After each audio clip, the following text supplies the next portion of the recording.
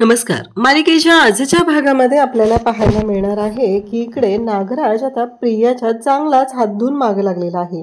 कारण नागराज आणि महिपतने ठरवलेलं आहे की हे सगळं जे काही घडत आहे ते म्हणजेच की आपण अर्जुनच्या समोर आणायचं. मग नागराज प्रियाकडे आलेला असतो आणि प्रियाला सांगतो की एक गोष्ट लक्षात ठेव, कारण तुला वाटत असेल की तू खूपच मोठी आहे, हुशार आहेस, पण आता एकदा का मी आज तुला जे गिफ्ट देणार आहे ना, तुझ्या पायाखालची जमीन सरकणार आहे. आणि मग त्या क्षणी नागराजने प्रियाला एक फोटो दाखवलेला आहे आणि तो फोटो म्हणजेच लोखंडे टेलर म्हणजेच प्रियाच्या आईवडिलांचा. आणि जेव्हा प्रियाच्या आईवडिलांचा फोटो प्रियाला दाखवलेला असतो त्या क्षणी प्रियाच्या पायाखालची जमीन सरकते.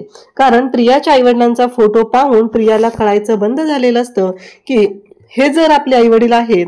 आणि इकडे नागराजने एवढंही सांगितलेलं आहे की लवकरच हा जो फोटो आहे तो मी अर्जुन सुभेदारपर्यंत पोहोचवणार आहे आणि तुझ्या आईवडिलांपर्यंत त्याला पोहोचायला वेळ लागणार नाही. तेव्हा मात्र प्रियाच्या पायाखालची जमीन सरकली. प्रियाला कळायचं बंद झालंय की हे सगळं काय होऊन बसलंय. तर इकडे आपल्याला पाहायला मिळतं की बरोबर महिपतने जो प्लॅन केलेला आहे त्या प्लॅननुसार अर्जुन आता लोखंडे टेलरच्या घरी पोहोचलेला आहे आणि तिथे जाऊन तो म्हणत आहे की माझ्या बायकोसाठी मला ड्रेस शिवायचा आहे. आणि जेव्हा तिथे असलेले फोटो तो पाहत आहे तेव्हा त्याला धक्का बसलेला आहे. म्हणजेच लोखंडे टेलर यांना 5 मुली होत्या आणि त्यातील एक मुलगी त्यांनी दुसऱ्या बाईला दिलेली होती आणि ती मुलगी म्हणजे दुसरी तिसरी कोणी नसून प्रिया. आणि प्रियाचा फोटो तिथे अर्जुनने पाहिलेला आहे त्या फोटो फ्रेममध्ये. तेव्हा मात्र अर्जुनला धक्का बसलेला आहे. हे सगळं कशा पद्धतीनं होणार आहे ते आपण आपल्या आजच्या या व्हिडिओमध्ये पाहणार आहोत. प्रियाची महिपत आणि नागराजने ज्या पद्धतीने वाट लावलेली आहे ती मात्र पाहण्यासारखी आहे. तर इकडे सुभेदारांच्या घरी आता सगळेजण बसलेले असतात. अस्मिता म्हणत असते की डॅड, मला एक कळत नाहीये, जसं आता दसरा सुरू होतो तेव्हापासून एकच गोंधळ सुरू झालेला असतो, तो म्हणजे हा फुलांचा, झेंडूच्या फुलांचा सडा. म्हणजे सगळीकडे आपल्या घरी असू द्या किंवा कुठेही सगळीकडे अशी पिवळ्या आणि केशरी रंगाची झेंडूची फुलेच वापरली जातात. पण डॅड हेच का, म्हणजे ही झेंडूची फुलंच का वापरली जातात. तेव्हा इकडे प्रताप तिला सांगू लागतात, तिला म्हणू लागतात की पिवळ्या रंगाची झेंडूची फुलं आणि केशरी रंगाची झेंडूची फुलं म्हणजे उत्साह आणणारी असतात, परत नात्यांमधला रिस्पेक्ट वाढवणारी असतात, अशा पद्धतीने आपल्या सगळ्यांच्या आयुष्यामध्ये आनंद आणणारी आहेत असं ते सांगू लागतात. तर इकडे रविराज मात्र निघालेले असतात. तेव्हा प्रतिमा म्हणते काय झालं. तेव्हा रविराज म्हणतात की तुला कळलं नाही का, म्हणजे तुझ्या लेकीने काय प्रताप केले ते मी तुला सांगितलेलं होतं. तिला जर घरात घेणार असेल तर तिची जबाबदारी तुला घ्यावी लागणार आहे. पण मला काय तसं वाटत नाहीये की तुझी इच्छा आहे तिची जबाबदारी घेण्याची, म्हणून मला हे सगळं करावं लागत आहे. तिनं असा काहीतरी गोंधळ घालून ठेवलेला आहे की ज्यामुळं सायलीला काहीतरी त्रास सहन करावा लागणार आहे. इकडे सायली किचनमध्ये असते. सायली म्हणत असते की मी कधीच जाऊ शकणार नाही का त्या घरी, आणि तिला इतका त्रास होऊ लागलेला असतो की ती म्हणत असते की कसं शक्य आहे, मग मला एवढा त्रास का होतोय आणि माझ्या बाबतीत असं का होतंय, असे प्रश्न तिला पडलेले असतात. असं म्हणत सायली पाहू लागते आणि अचानक जोरात किंचाळते. तिचे आई बाबा तिच्यापासून दूर चाललेत या गोष्टीची जाणीव सायलीला होत असते. आणि तेव्हा मात्र सायली विचार करायला लागलेली असते की हे असं का होतंय, म्हणजे मला असं जाणवतंय का माझे आई बाबा माझ्यापासून निसटत चाललेत, माझ्यापासून काहीतरी हरवलं जातंय, हे असं सगळं का होतंय, असे प्रश्न सायलीला पडलेले असतात. आणि तेव्हा मात्र सायली जोरात ओरडते. सगळेजण धावत सायलीकडे जातात. काय झालं काय झालं विचारू लागतात. तेव्हा सायली म्हणत असते की नाही, काही नाही झालेलं, परंतु सायलीला काहीतरी त्रास होत असतो, हे मात्र सगळ्यांच्याच लक्षात आलेलं असतं. त्याचबरोबर इकडे रविराज म्हणतात की माझी मी जातो, असं ते प्रतिमाला चांगलंच ठणकावून सांगत असतात. तेव्हा प्रतिमा म्हणते की नाही मी पण येणार आहे. तेव्हा रविराज म्हणतात की ते तुझी तू बघ काय करायचंय ते, पण मला नाही वाटत, असं रविराजांचं म्हणणं असतं. तर प्रतिमा सुद्धा आता रविराजांबरोबर जायला निघालेली असते, कारण त्यांनी ठरवलेलं आहे की सुभेदारांच्या घरी जायचं आणि तिथे जाऊन बघायचं नक्की काय होणार आहे ते. आता इकडे प्रिया रूममध्ये निवांत ऍपल खात बसलेली असते. तिचा ऐशोआराम आराम सुरू असतो, कारण प्रियासारखी नौटंकी आणि नाटकी मुलगी कोणीच पाहिलेली नाही. तर इकडे जेव्हा या सगळ्या गोष्टी घडत असतात तेव्हा सायलीला सगळे समजवत असतात काय झाले सायली, आणि सायलीचा मूड जपत असतात. तर प्रियाकडे नागराज येतो. नागराज म्हणतो काय झालं. प्रियाने खरं तर प्लॅन केलेला असतो की आत्ताच्या आत्ता जाऊया आणि ते गाठोडं शोधूया असा प्लॅन करून प्रिया निघालेली असते. परंतु प्रियाच्या डोक्यात येतं की जर आत्ता आपण ते गाठोडं शोधायला गेलो आणि इथं घरात तर कोणीच नाहीये, त्यामुळं आपल्याला बरं पडेल. ते तेवढ्यात नागराज येतो आणि म्हणतो काय झालं, गाठोडं शोधतेस का. प्रिया म्हणते कसलं गाठोडं आणि कशाबद्दल बोलताय तुम्ही.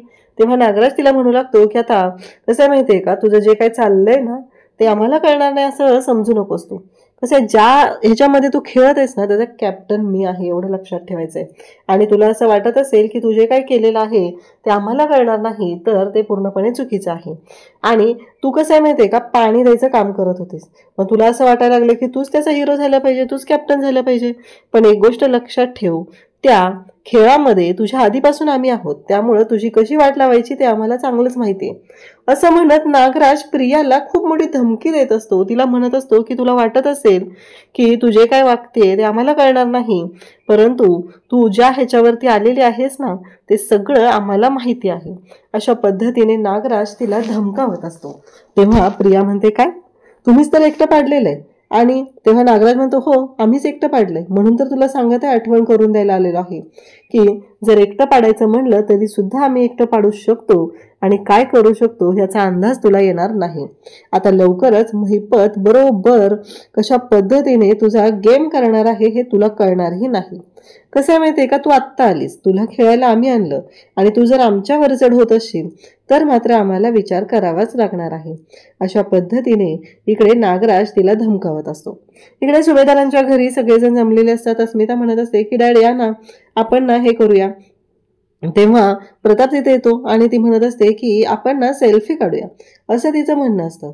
मग आता सेल्फी काढायला ती सगळ्यांना बोलवत असते. सगळेजण जमलेले असतात आणि तिला सेल्फी काढायचा असतो. सगळे सेल्फी काढत असतात. छान असा मूड असतो आणि त्याच वेळी रविराज आणि प्रतिमा तिथे येतात. मग रविराज आणि प्रतिमा तिथं आलेले पाहून खरं तर अस्मिता त्याचबरोबर घरातील सर्वांना खूप छान वाटलेलं असतं. फायनली ते दोघं जण आलेले आहेत. मग अस्मिता त्याचबरोबर कल्पना म्हणते विमल तिथलं सोनं आण ग. तेव्हा प्रतिमा म्हणते की आम्ही सोनं आणलंच नाही, आम्ही विसरलो. तेव्हा आमच्या डोक्यातच नाही आलं की येताना सोनं वगैरे घेऊन यायचंय, असं तिचं बोलणं चाललेलं असतं. तेव्हा रविराज म्हणतात की सायली मला तुझ्याशी बोलायचंय. तेव्हा सायली तिथून चाललेली असते. रविराज म्हणतात की सायली मी इथे विचारणार आहे, इथे उत्तर देणार आहेस का घरी येऊन देणार आहे तिकडं. तेव्हा सायली म्हणते की नाही मला काम आहे, मला स्वयंपाक करायचा आहे, मला नाही जमणार. रविराज म्हणतात असं आहे का, तुला नाही जमणार आहे, बर मला सांग की का नाही जमणार आहे तुला. तेव्हा कल्पना म्हणते की अगं असं काय करतेस, जा ना, आम्ही बघतो स्वयंपाकाचं इथलं. तेव्हा मात्र सायली म्हणत असते की पण कसं माहितीये सणाच्या दिवशी कशाला दुसऱ्या घरी जायचं. तेव्हा रविराज म्हणतात की दुसरं नाहीये, ते तुझंच घर आहे, तुझ्याच घरी आम्ही तुला चल म्हणत आहोत. आता मात्र सायलीच्या बोलण्यातून वागण्यातून रविराज आणि प्रतिमाला प्रश्न पडलेले असतात. अर्जुनला सुद्धा जाणवलेलं असतं की सायली आता काय उत्तर देणार आहे. खरंच तो मोठा प्रश्न असतो, कारण अर्जुनला सगळं माहिती आहे आणि नक्कीच सिनियरला या बाबतीत काहीतरी कळलेलं आहे आणि म्हणूनच सिनियर इथं बोलायला आलेला आहे ही गोष्ट अर्जुनच्या सुद्धा लक्षात आलेली असते. इकडे प्रियाची मात्र वाट लागणार असते आणि नागराज प्रियाला म्हणत असतो की बघ तुझ्या बाबतीत काय होऊ शकतं, कारण तुला असं वाटत होतं की तू आम्हाला सगळ्यांना डावलून वरचढ होऊन काहीतरी वेगळं कांड करशील म्हणून तू चोरी करायचा सुद्धा प्रयत्न केलेला होतास. तर इकडे रविराज आता सायलीला म्हणत असतात की काय करणार आहेस तू, इथे सांगणार आहेस का तिकडे येऊन सांगायचंय तुला, असं रविराजांचं बोलणं असतं. आणि सायलीच्या चेहऱ्यावर त्यांना स्पष्ट दिसत असतं की नक्कीच असा प्रॉब्लेम झालेला आहे की जी गोष्ट सायलीने आपल्यापासून लपवलेली आहे. आणि रविराज विचार करू लागतात की नक्की असं काय झालेलं आहे आणि कशामुळं सायलीला एवढा त्रास होत आहे. सायलीच्या डोळ्यात, बोलण्यात, वागण्यात स्पष्टपणे दिसत आहे की नक्की काहीतरी असं घडत आहे. तेव्हा मात्र आता इकडे पाटील जो आहे त्या पाटीलला रविराजांनी बोलवलेलं असतं महिपतने बोलवलेला आहे आणि पाटील म्हणत असतो की म्हणजे आता काय करायचं. तेव्हा महिपत त्याला सांगत असतो की काळजी करू नको, आता तू घरचाच माणूस आहे, आता त्या बबलीची मिसिंग कंप्लेंट टाकायची, पण आउटडेटेड टाकायची. हे ऐकल्यानंतर मात्र धक्का बसलेला असतो आणि आता बबलीची आउटडेटेड मिसिंग कंप्लेंट टाकण्यासाठी पाटीलला महिपतने बोलवलेला आहे आणि लवकरात लवकर तुझा जो सावंत साहेब आहे ना त्याच्या नकळत जाऊन ती कंप्लेंट टाकायची आहे असंही सांगितलेलं आहे. आता जेव्हा ती कंप्लेंट पडणार तेव्हा मात्र प्रियाची वाट लागणार आहे. इकडे नागराजने प्रियाला सांगितलेलं आहे की काहीही झालं तरीही एक गोष्ट मात्र तुला करायची आहे आणि ती म्हणजे की तुझी वाट आता अर्जुनकडून आम्ही कशी लावणार आहोत ते पाहतच राहायचं आहे. रविराज सायलीला विचारत आहे की नक्की काय झालेलं आहे ते सांग, पण सायली मात्र अजिबात तोंड उघडत नाहीये. सायलीची अडचण अशी झालेली आहे की प्रिया तिला काय बोललेली आहे ते तिला सांगायचं नाहीये. प्रियानं तिच्याकडून वचन घेतलेलं आहे, त्याबद्दल तिला काही बोलायचं नाही आणि आता तिला खोटं देखील सांगायचं नाहीये, म्हणून ती शांत बसलेली आहे. प्रियानं तिच्याकडून वचन घेतलेलं आहे की तू इथून पुढं आमच्या घरी येणार नाहीस तरच मी माझ्या आईबाबांवर भरभरून प्रेम करू शकेल. त्यामुळं सायली शांत बसलेली आहे. सर्वजण सायलीकडे पाहत आहेत, नक्की काय झालेलं आहे. पण सर्वांच्या लक्षात आलं आहे की काहीतरी सिरियस आहे. अस्मिता विचारते, काय झालं सायली, तू इतकी शांत आहेस म्हणजे नक्कीच काहीतरी मोठा मॅटर आहे, तू त्याशिवाय शांत बसणार नाही. पण सायली एक शब्द देखील बोलायला तयार नाही. तिला रविराज विनंती करतोय की असं करू नकोस, तू बोल, काय झालेलं आहे, प्रिया तुला काय बोलली आहे ते सगळं नीट सांग. तेव्हा अर्जुन म्हणतो, ती काहीच बोलणार नाही, मी सांगतो तुम्हाला काय झालेलं आहे ते. सायलीचा असा प्रॉब्लेम आहे की ती तुम्हाला खोटं बोलू शकत नाही आणि खरं तिला सांगायचं नाही आहे, त्यामुळं ती शांत बसलेली आहे. अर्जुनने अगदी व्यवस्थितपणे ओळखलेलं असतं की सायलीचा नक्की काय प्रॉब्लेम झालेला आहे ते. आता अर्जुन स्वतःहूनच तो प्रॉब्लेम सांगतोय की नक्की काय झालेलं आहे ते. अर्जुन सांगतो की प्रियानं हिच्याकडून वचन घेतलेलं आहे. हे ऐकल्यावर रविराज आणि कल्पना तसेच प्रतिमा आणि घरातले सगळे सदस्य एकदम आश्चर्यचकित होतात. तो म्हणतो की कसलं वचन घेतलं आहे. अर्जुन सांगतो की प्रियानं हिच्याकडून वचन घेतले की इथून पुढं तू आमच्या घरी कधीसुद्धा यायचं नाहीस, तेव्हाच मी माझ्या आईबाबांवर भरभरून प्रेम करू शकेल. हे ऐकल्यावर रविराजला भयानक राग आलेला आहे, तर प्रतिमाला देखील राग आलेला आहे. प्रिया असं करू शकते हे मात्र त्याला अगदीच माहिती आहे. प्रताप म्हणतो, ही प्रिया म्हणजे ना खरंच डोक्याला नुसता ताप देणारी मुलगी आहे. रविराज म्हणतो, आता तिचा ताप मीच कमी करणार आहे, थांबा. असं म्हणून तो सायलीचा हात धरतो हातात आणि तिला म्हणतो की चल माझ्याबरोबर. सायली म्हणते, काय झालं, कुठं जायचं आहे. तो म्हणतो, मी तुला सांगितलं ना माझ्याबरोबर चल, आत्ताच्या आत्ता माझ्याबरोबर चल. असं म्हणून सायलीचा हात धरून तो तिला घराच्या बाहेर घेऊन चाललेला आहे. अर्जुन देखील सायलीच्या बरोबर आहे. अर्जुन देखील रविराज आणि सायली यांच्याबरोबर चाललेला आहे. तर इकडे नागराज आणि महिपत हवालदाराला सांगतायत की काही करायचं पण बबली लोखंडेची मिसिंग रिपोर्ट ही पोलीस स्टेशनमध्ये आली पाहिजे. तो म्हणतो, अहो पण हे कसं शक्य आहे, अचानक रिपोर्ट आला, हे कसं होणार आहे, हे तेव्हा द्यायला पाहिजे होते. महिपत म्हणतो, ए बाबा, मी तुला सांगितलं नाही कसं येणार आहे, काय येणार आहे ते तुझे तू ठरव, ती कुठून सापडायची ते तुझे तू ठरव, पण बबली लोखंडेची मिसिंग रिपोर्ट तुमच्या पोलीस ठाण्यामध्ये असली पाहिजे आणि ती सावंतपर्यंत पोचली पाहिजे, हे तुझं काम आहे, नाहीतर माझ्या एवढं वाईट कोण नाही तुला माहिती आहे. पाटील म्हणतो, अहो पण ही गोष्ट कशी शक्य आहे, जे आत्तापर्यंत रिपोर्ट नव्हती ते आत्ता कशी येणार आहे, अचानक FIR अशी येत नसते. तेव्हा महिपत चिडतोने म्हणतो, येत असते का नसती ते कायद्याचं ज्ञान मला नको सांगू, मला ते अजिबात ऐकायचंच नाही. रिपोर्ट कुठून तरी आला आणि तो सावंतपर्यंत पोहोचला एवढं मला पाहिजे. आता कसा कुठं काय ते तुझे तू ठरव, मी त्या गोष्टीमध्ये डोकं घालणार नाही. असं म्हणून तो पाटलाला दम देत आहे.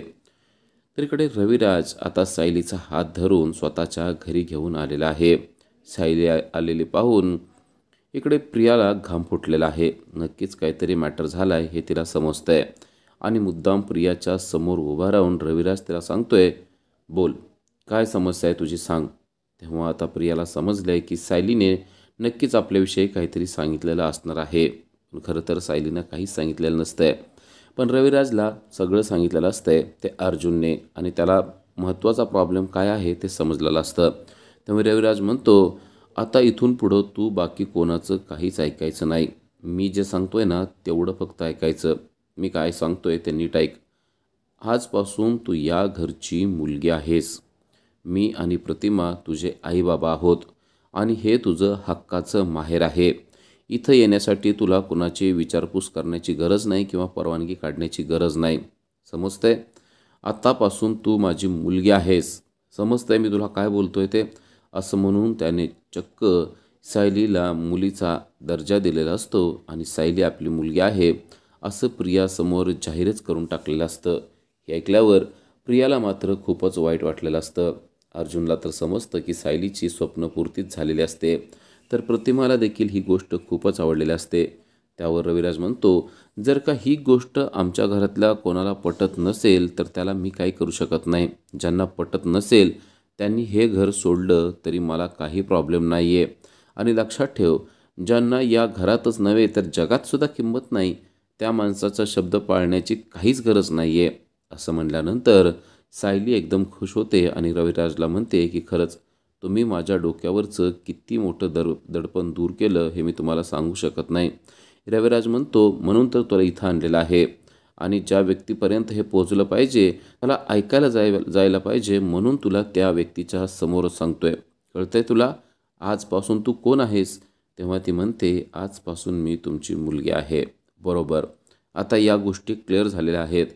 प्रियाला पण क्लिअर झालं आहे की रविराजला काय बोलायचं आहे ते. रविराजने अक्षरशः तिची कचरा किंमत केलेली आहे. या घरातच नव्हे तर जगातसुद्धा तुला काडीची किंमत नाही असं त्याने प्रियाला स्पष्टपणे सांगून दिलेलं आहे. आणि त्यानंतर सायलीचा हात हातात घेतो आणि म्हणतो, आजपासून तू माझी मुलगी आहेस. सायली, लक्षात ठेव, मुलीचा दर्जा मी तुला दिलेला आहे, त्यामुळं तू आता त्याला नाही म्हणू शकतच नाही. सायली म्हणते, मी कधीच नाही म्हणणार नाही. मला तर तुम्ही आईबाबाच वाटता. पहिल्या दिवसापासूनच तुम्ही मला आईबाबा वाटता. असं म्हणून सायली त्याच्या गळ्यात पडते आणि तो देखील सायलीला जवळ घेतो आणि म्हणतो, मग आहेसच तू माझी मुलगी. बस, आता ही गोष्ट फायनल झाली आहे. असं म्हणून तो प्रियाला जाणीवपूर्वक दाखवण्याचा प्रयत्न करत असतो की तू माझी मुलगी नाहीस तर सायली माझी मुलगी आहे. आणि सायलीचं स्वप्नपूर्ती झालेले पाहून अर्जुनला देखील खूपच छान वाटत असतं. त्याचबरोबर त्याचं लक्ष प्रियाकडं देखील असतं. प्रियाला कसं वाटतंय ते देखील तो पाहत असतो. पण आता प्रियाला जायचं असतं गाठोडं बघण्यासाठी, म्हणून ती लगेच रविराजला म्हणते, बाबा माझं एक छोटंसं काम आहे. पण रविराज तिच्याकडं दुर्लक्ष करतो. तो तिला बोलत देखील नसतो, पण ती मुद्दाम असं काही भासवते की जसं काही त्याची परवानगी काढल्याशिवाय ती कुठेच जात नसते. आणि ती त्याला म्हणते की माझं थोडंसं बाहेर काम आहे, मी जाऊ का? रविराज तिला जा देखील म्हणत नाही आणि ती आता स्वतःहूनच घराच्या बाहेर पडते. पण प्रिया नक्की अचानक आत्ता रात्रीचं घराच्या बाहेर का पडते असा विचार मात्र अर्जुन करत असतो. इकडे नागराज आणि महिपत हे पोलिसाकडं आलेले आहेत आणि ते त्याला सांगतायत की काय झालं, आपलं काम झालं आहे का नाही? तेव्हा पाटील म्हणतो, हो काम कसं होईल, आज सावंत साहेबच नाही आहेत. तेव्हा महिपत म्हणतो, ए बाबा, मी तुला विचारलं आहे का पोलीस स्टेशनमध्ये कोण आहे नाही ते तुझा प्रश्न आहे. काम झालं आहे का नाही ते सांग. आत्तापर्यंत बबली लोखंडेची मिसिंग रिपोर्ट आहे ते अर्जुनपर्यंत पोहोचायला पाहिजे होते. तेव्हा पाटील म्हणतो, हो कशी पोहोचल, आज सावंत साहेब नाही आहेत ना, त्यामुळे कसे पोचणार ते? महिपत म्हणतो, म्हणजे? तेव्हा पाटील म्हणतो, अहो सावंत साहेब असले त्यांच्यामार्फतच ती रिपोर्ट पोचणं गरजेचं आहे ना, आता मी तर जाऊन देऊ शकत नाही त्यांना. महिपतला देखील ही गोष्ट पटते आणि तो म्हणतो, हां असं असेल तर ठीक आहे, तू बरोबर बोलतोय, सावंतच्या मार्फतच या गोष्टी व्हायला पाहिजेत. तर इकडे प्रिया जे ते गाठोडं टाकून दिलेलं आहे त्या ठिकाणी पोचलेले आहे. त्या ठिकाणी अंधार आहे आणि आसपास देखील कोणी नाही आहे, त्यामुळं प्रिया खुश झालेली आहे. बरं झालं, आता हे एकदम निर्जन आहे, त्यामुळं मी मग गाठोडं जेथे टाकलेलं आहे त्या ठिकाणी जाऊन ते शोधू शकते आणि गाठोडं घेऊन माझ्या घरी जाऊ शकते असा विचार तिने केलेला आहे. ती इकडं तिकडं पाहू लागलेली आहे. नक्की कुठे बरं गाठोडं टाकलं होतं असं ती पाहत आहे आणि तेवढ्यात तिला गेटच्या आतमध्ये एक लाल कापड, एक लाल गाठोडं दिसलेलं आहे. प्रिया खुश झालेली आहे, कारण तिनं त्याच ठिकाणी तर ते गाठोडं टाकलेलं होतं आणि लगेच एका काठीच्या साह्याने ते गाठोडं ती आपल्याजवळ ओढायला सुरुवात करते आणि ओढत ओढत ती स्वतःच्या जवळ घेते. तिला खूपच आनंद झाला आहे, कारण ज्या ठिकाणी ते गाठोडं टाकलेलं होतं ते त्याच ठिकाणी आहे. पण जेव्हा ती स्वतःच्या जवळ घेते तेव्हा त्यामध्ये एकही वस्तू नाही आहे, नुसतं लाल कापडच त्या ठिकाणी शिल्लक असल्याचं तिला समजतं आहे. उद्याच्या भागामध्ये आपल्याला पाहायला मिळतं की नागराज प्रियाला म्हणत आहे की मी तुला जबरदस्त असं सरप्राईज देणार आहे. तेव्हा ती म्हणते काय सरप्राईज आहे.